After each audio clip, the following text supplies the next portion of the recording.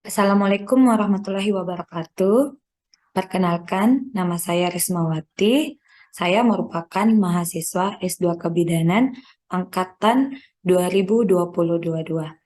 Di sini saya akan memaparkan terkait dengan materi ketuban pecah dini. Nah, baik, kita lanjut ya. Nah, pertama-tama kita ke definisi terlebih dahulu. Adapun definisi dari ketuban pecah dini atau yang biasa kita sebut dengan KPD ialah pecahnya selaput ketuban sebelum adanya proses persalinan ataupun di mana kondisi ketika ketuban pecah sebelum waktu persalinan dimulai. Nah, kondisi di sini atau itu bisa pecah ketika kehamilan sudah memasuki aterem ataupun sebelum memasuki usia kehamilan aterem. Nah, jika terjadi KPD pada usia 37 minggu, maka disebut sebagai ketuban pecah dini pada kehamilan prematur. Epidemiologinya sendiri atau insidensi ataupun angka kejadian dari ketuban pecah dini itu terjadi pada 10-12% dari semua kehamilan. Pada kehamilan aterem KPD itu angka kejadiannya sebanyak 8-10%.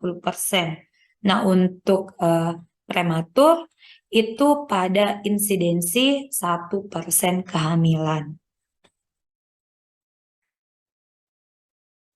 Etiologi ataupun penyebab dari terjadinya KPD itu ada beberapa, diantaranya adalah cervix incompeten, di mana cervix incompeten di sini diidentifikasi sebagai kegagalan cervix untuk menjaga kehamilan sehingga berkontribusi pada gugurnya kehamilan yang mayoritas terjadi pada trimester kedua. Lalu polihidramnium. Nah, untuk polihidramnium di sini merupakan eh, cairan ketuban atau kondisi di mana jumlah air ketuban itu di atas atau lebih dari 2000 cc. Jadi eh, di mana normalnya dari cairan ketuban untuk kehamilan aterem itu sendiri pada 600 sampai 800 cc. Nah, di sini polihidramnium itu cairan ketuban itu lebih dari 2000 cc. Nah, kemudian yang ketiga adalah malpresentasi janin. Nah, malpresentasi janin di sini atau biasa kita sebut adalah letak janin itu pada uterus dengan posisi sungsang, ya, terutama pada kehamilan 32 di atas 32 minggu itu diidentifikasi berpengaruh pada peningkatan ketegangan rahim. Hal ini dikarenakan semakin besarnya massa tubuh janin yang diikuti dengan semakin menurunnya jumlah ketuban. Jadi ketika massa tubuh janin itu dia melebar, maka kerenggangan dari selaput ketuban itu akan semakin menurun. Nah, kemudian hal ini itu diikuti dengan semakin menurunnya jumlah ketuban juga yang dapat berkontribusi pada terjadinya KPD ini sebelum adanya tanda-tanda persalinan. Kemudian yang keempat adalah kehamilan kembar atau biasa disebut dengan gemeli. Nah, pada kasus kehamilan kembar itu dia lebih memerlukan identifikasi pada korionisitas janinnya. Jadi selain letak janinnya, di sini upaya untuk dilakukannya observasi pada kehamilan kembar ini dapat dilakukan dengan melihat jumlah aniumnya, yang dapat berpengaruh kepada resiko kehamilan, ya, sehingga dapat menjadi salah satu penyebab terjadinya KPD.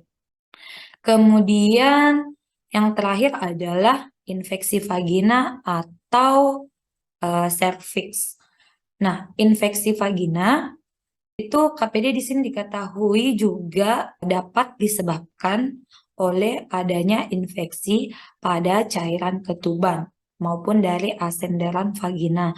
Sehingga ketika cairan ketuban ini dia terdapat infeksi, maka akan terjadi pelemahan pada selaput ketuban yang bisa berakibat pada terjadinya KPD. Nah, untuk penilaian klinik dari ketuban pecah dini itu bisa kita lakukan penentuannya atau penilaiannya itu dari beberapa. Jadi yang pertama adalah tentukan pecahnya selaput ketuban. Artinya harus dipastikan dulu apa betul yang keluar dari jalan lahir ini atau air yang keluar dari jalan lahir ini adalah merupakan air ketuban. Gimana caranya? Ya, dengan melihat atau memperhatikan warna dari cairan ketuban maupun dari baunya. Kemudian yang kedua adalah menentukan usia kehamilan. Nah, di sini menentukan usia kehamilan itu untuk menentukan juga penata laksanaan yang dapat diberikan pada ibu berdasarkan usia kehamilannya. Kenapa? Karena akan berbeda penata laksanaan pada ibu kehamilan aterem dan kehamilan preterem. Jadi harus dipastikan dulu usia kehamilannya. Nah, kemudian yang ketiga adalah tanda-tanda infarto. Tanda-tanda infarto itu dilihat dari pengeluaran cairannya. Jadi pengeluaran cairannya itu apabila disertai dengan darah dan lendir, maka itu menandakan adanya tanda-tanda infarto. Ataupun bisa ditentukan bahwa kehamilan itu sudah memasuki kehamilan aterem. Lalu penilaian yang terakhir yaitu adalah menentukan ada tidaknya infeksi. Jadi ada tidaknya infeksi itu bisa dilihat atau bisa dinilai dari suhu tubuh ibunya, yaitu jika lebih dari 38 derajat Celcius, kemudian air ketubannya dia keruh dan berbau, lalu kemudian terjadi peningkatan denyut jantung janin dari normalnya, yaitu lebih dari 160 kali per menit dan biasa disebut sebagai takikardi.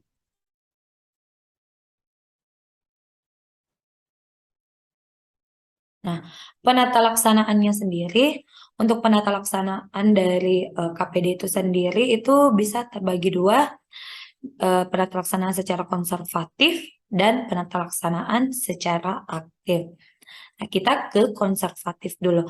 Untuk konservatif sendiri dapat dilakukan rawat inap di rumah sakit. Nah, dalam artian rawat inap di rumah sakit di sini ini itu dilakukan pada usia kehamilan itu sebelum 32 minggu dengan kriteria bahwa selama di rumah sakit yang diobservasi itu adalah air ketubannya yang terus-menerus keluar. Apabila terus-menerus terjadi pengeluaran air pada jalan lahir, maka bisa dilakukan tindak lanjut penata laksanaan.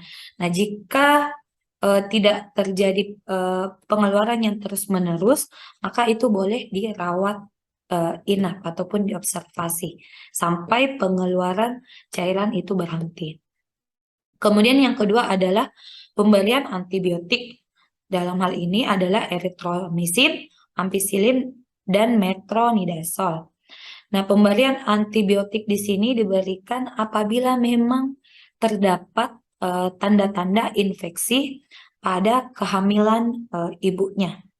Itu pada usia 32 sampai 37 minggu atau dalam artian pada tanda infeksi pada kehamilan preterm.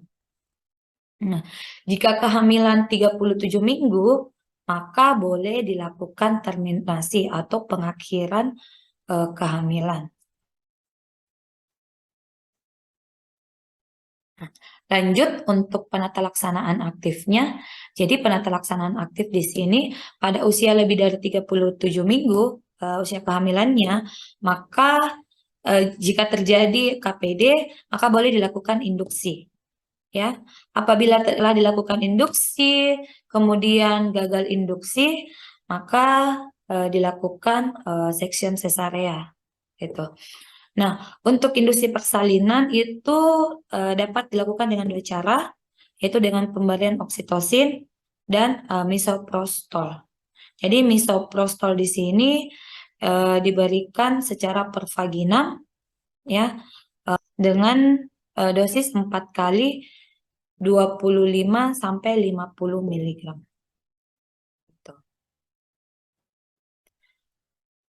Nah, bisa dilihat sendiri di sini tabel penata laksanaan KPD jika kehamilan 37 minggu kurang dari 37 minggu terjadi KPD, maka dilihat dulu apakah terjadi infeksi atau tidaknya. Nah, jika terjadi infeksi, maka pemberian penisilin, gentamicin, dan metronidazole. Setelah itu, maka disarankan untuk dilahirkan bayinya. Kemudian, jika KPD terjadi pada kehamilan 37 minggu tanpa infeksi, maka pemberian obatnya hanya amoxicillin ditambah erythromycin selama 7 hari. Nah, pemberian steroid juga dianjurkan guna pematangan paru pada janinnya. Lalu, jika terjadi ketuban pecah dini pada usia kehamilan 37 minggu, dalam hal ini preterm, jika didapatkan infeksi, maka pemberian antibiotik penisilin, gentamicin, dan metronidazole juga dianjurkan. Lalu lanjutkan dengan bayi dilahirkan. Nah, kemudian jika tanpa infeksi, maka itu boleh langsung dianjurkan untuk bayi dilahirkan. Setelahnya itu baru pemberian ampicillin. Nah, untuk antibiotik setelah persalinan sendiri, profilaksis itu atau obat antiinfeksi itu stop diberikan. Jadi tidak diberikan lagi obat antibiotik ketika setelah persalinan. Nah, ketika infeksi sendiri itu dicek kembali dulu apakah demamnya turun, dilanjut dari 24 hingga 48 jam. Jadi harus terus diobservasi selama 2 hari. Nah, jika tanpa infeksi setelah persalinan itu pemberian antibiotik itu sudah tidak diperlukan. Antibiotik apapun ya, baik itu antibiotik profilaksis maupun antibiotik yang lain. Lanjut, komplikasi terkait dengan KPD atau yang disebabkan oleh KPD itu dapat terjadi pada ibu maupun janinnya. Untuk komplikasi yang terjadi pada ibu itu diantaranya bisa terjadi perdarahan postpartum. Jadi perdarahan postpartum ini itu adalah perdarahan yang lebih dari 500 cc setelah persalinan per vaginam. Jadi kalau dia lahir normal, ketika perdarahannya itu atau darahnya itu sudah lebih dari 500 cc, maka itu dikatakan dengan perdarahan postpartum. Nah, untuk persalinan abdominal atau secara SC, ketika dia perdarahannya lebih dari 1000 mili, maka itu disebut sebagai perdarahan postpartum.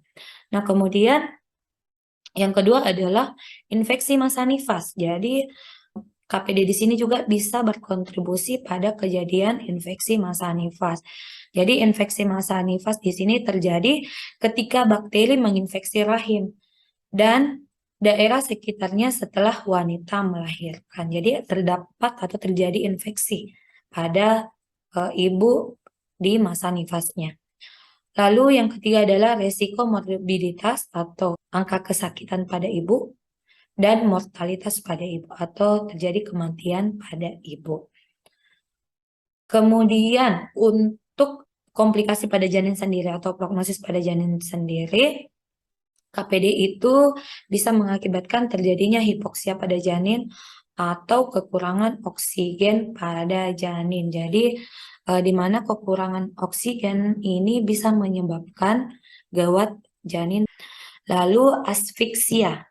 Nah, asfiksia di sini adalah kondisi ketika kadar oksigen dalam tubuh janin itu berkurang. Jadi, ketika lahir itu dia terlihat tanda-tanda bagian tubuhnya itu biru, maupun bisa bayinya tidak menangis secara langsung, tonus ototnya lemah. Nah, Itu dinamakan dengan asfiksia diakibatkan oleh KPD. Ya. Demikian pemaparan materi dari saya. Semoga apa yang saya paparkan, semoga apa yang saya sampaikan bisa bermanfaat, bisa menambah ilmu, dan bisa menjadi pelajaran untuk semuanya. Terima kasih, saya tutup. Assalamualaikum warahmatullahi wabarakatuh.